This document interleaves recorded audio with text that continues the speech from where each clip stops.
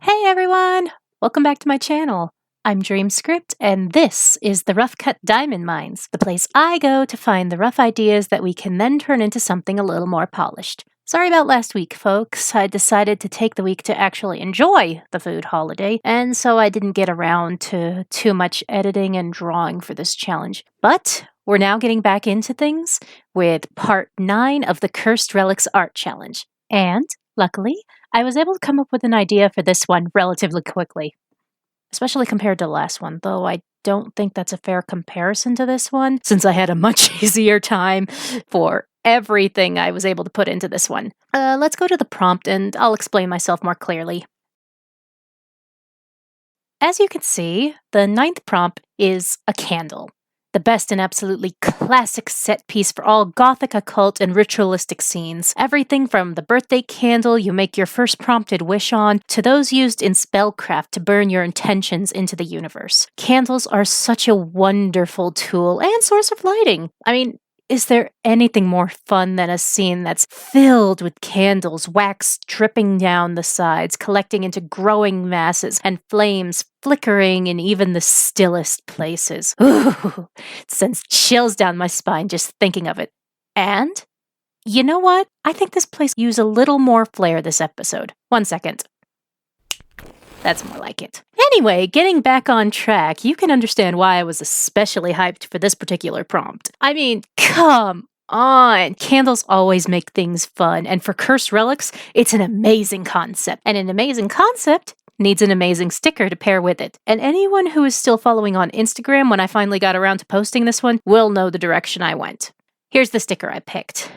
This really psychic-looking third-eyed cat with space vibes. Since cats have a long history with witches, and I personally don't know if there are people who love candles more than witches. And also, I'll be real, I did pick this sticker very especially for this prompt.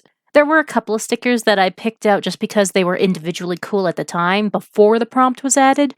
This sticker was paired with this prompt from day one. I really wanted to do a cat candle here. Can you blame me? I know some of you have seen those pictures of those candles that reveal a skeleton as the wax melts away, and I want to get my hands on one of those suckers so bad. Oh, that would be a fun element to add to this. Some kind of melting exposed skeleton to it. But I still haven't even gotten my curse severity yet, so let's go to the wheel and see how bad this little wax kitty is gonna be. Spin it! Ooh, it's another dangerous one! Ooh, ooh, ooh, this kitty's gonna be mobile! Yes, yes, yes, yes, yes, yes, yes!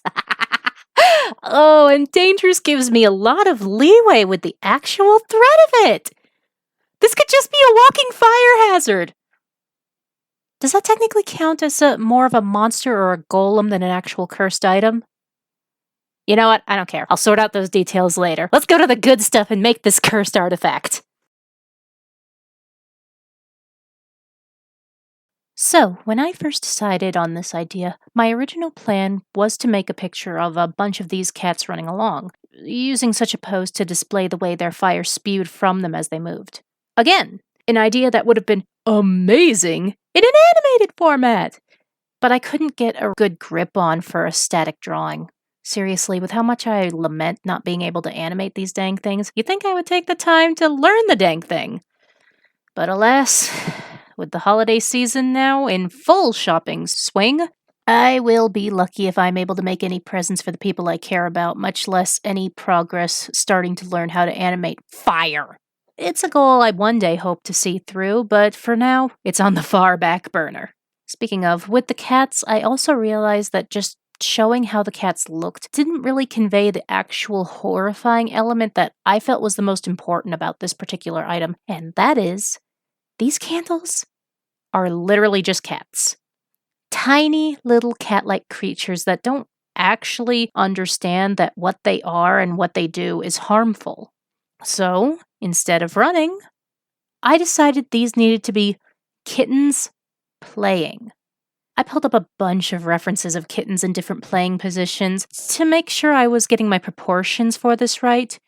Now, normally, I don't believe that cats need proper proportions. I mean, they're liquid creatures. You can make any shape you want and put eyes on it and you're fine. But when it comes to kittens, the proportions are actually more important. Unless they're like a sleek, scrawny kind of kitten, they are chunky little fluff balls with fat little faces, and I needed to make that obvious. Because the more chonky you make a cat, the younger it seems to become. Like newborn kittens, they're little dumplings that fit in the palm of your hand. This also adds an element to the candles that anyone who knows what's up with them will be like, oh, I can handle this. The other people who got hurt, they were just idiots who didn't know what they were doing with them. There's no way this would be a problem for me. You know, those kind of people. The ones that, like, I know what I'm doing, I've got my shit together kind of vibes. Those are the kind of people that make items like this a lot more interesting than an item that clearly cannot be controlled one way or another, because it keeps the cycle of use going. And I think that is the most important element with this dangerous object. But I think that my story will explain that idea better than what I can here. So let's move on to that. Enjoy. The item had been marked as a candle familiar in the market of the traveling caravan, which was certainly a label that drew a lot of interest from the local mages, especially those just beginning their studies. Familiars were considered a social symbol for them, after all, and the more interesting and unnatural the familiar, the more status that afforded you. And for those not in the summoning courses, a candle that could serve as a familiar without having to use a spell scroll or learn a completely new brand of magic was a rare treat. And with what the caravan was charging for the candle, it was certainly much cheaper than either of those other options. There was a warning on the candle that the familiar only lasted as long as the candle did, so really these were only good for short bursts or social events. Those that could afford to stocked up on the candles for use throughout the entire school year. Those that couldn't bought one with the plan to only use the candle as needed to make it last. It was easily the hottest selling item at the caravan. And shortly after the caravan left the city was when the fires started. Almost overnight, there was a sudden wave of house fires springing up around the city. And not just houses, but the dorms at the academy as well, with many of the mage students suffering from severe burns on their hands and legs. Though, at first, it wasn't considered that unusual in the dorms. There was always evocation students reaching the point where they could learn Fireball and trying to show off at parties with disastrous results. Most of the senior staff assumed it was simply another case of this, and reminded everyone not to perform AoE spells within the dorms.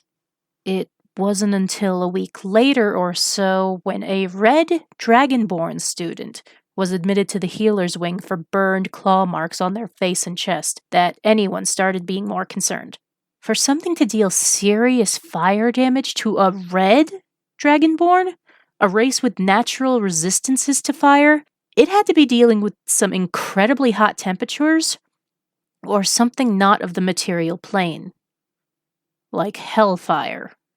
The rumors that someone had opened a hellgate in the academy spread faster than any of the fires did. Fear began to creep through the students, and shortly after that, the city proper. The fear that the children in the academy were being taught to conjure demons that could not be controlled spread through the public despite any and all attempts by the academy to calm everyone. All while this was happening, more fires are going off around town despite the efforts of both the academy's staff and the city guard.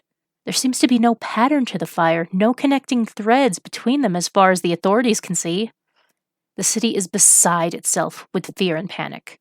Well-meaning friends were begging their mage companions to abandon their studies and possibly turn to the temples instead.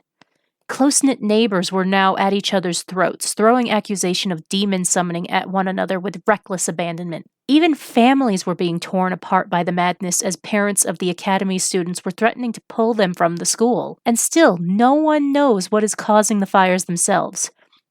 Whether it's reckless mages, a rampaging conjured demon, or wildly running monsters, no one knows for sure because every time anyone arrives at the scene of the fires, all that is left behind is the charred remains of buildings and confused and frightened civilians. But finally, late one night, a guard was going about their usual patrol when they heard a strange sound. Almost like a swarm of cats mewling. and then an explosion and the crackle of intense fire. The guard immediately charges to the fire, pulling a magic stone of create water from their pouch as they do, an item that has become standard issue to the city guards in light of the current panic. But as the guard wheels around a corner to find the burning house, they stop dead in their tracks at the sight before them. There are easily dozens of tiny figures, some glowing from within, others looking to be just bone, and some of them with those same bones only partially exposed. All gathered in the street, frolicking amongst themselves in front of the burning building, as if in play as they make that mewling noise. As the guard slowly approaches the scene, they can make out more details of these tiny forms. The forms on those not fully skeletal were waxy, and those that were skeletal didn't seem to be actually made of bone, but metal. Each of the forms seemed to have a glowing flame burning within them, caged within their ribs. And as the guard moves closer and closer still, they realize that these tiny forms are cats. Or rather, kittens? The guard stumbles as they take another step, and suddenly dozens of eyes, glowing bright from the fire within, turn to stare at them. The guard stops dead in their tracks, face going pale as the swarm begins to approach them, mewling loudly. Their advance is not hostile. In fact, it's no different than what normal cats would do as they approach somebody.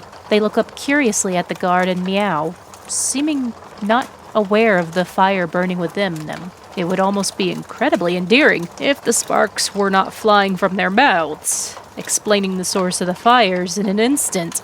Suddenly, the guard also remembered that the early students had been burned on their hands and legs and realized where those must have come from now. Dozens of playful fire cats descended on the guard, demanding their attention and affection. Their purrs sounded like the rushing of flames as they rubbed themselves against the guard's legs, causing painful burns. When the guard fell in pain, the cats continued this, rubbing their heads against the guard's hands and arms, seemingly ignoring their howls of pain as their skin blistered on contact. The guard doesn't know if the cats will kill them, but they know they have to do something. Shaking as the numerous burns on their skin bubble and crack, they raise their stone of create water and crush it in their hand. A torrent flood of water rushes from the stone, and it sets off a huge flare into the sky, seen by all the guards in the city. When the rest of the city guard finally arrive on the scene, the first guard is surrounded by nearly all the skeletal forms of the fire cats. Still alive, but in a great deal of pain and horribly scarred from the experience. Yet it seems the cats that still had their burning cores protected by wax had survived the flood and run off. Back into the city. Possibly further. Their fire still carried within them. All right. Well, that was a fun one. Thanks everyone for watching this far into the video. Obviously, there's still plenty of speed draws coming with this challenge alone, so be sure to stick around for those. Until then, we will see you in the next one. Isn't that right, Inky? Won't we see them later? Good girl! So, until then, sweet dreams, and here's to all the little things that bring out the magic in you.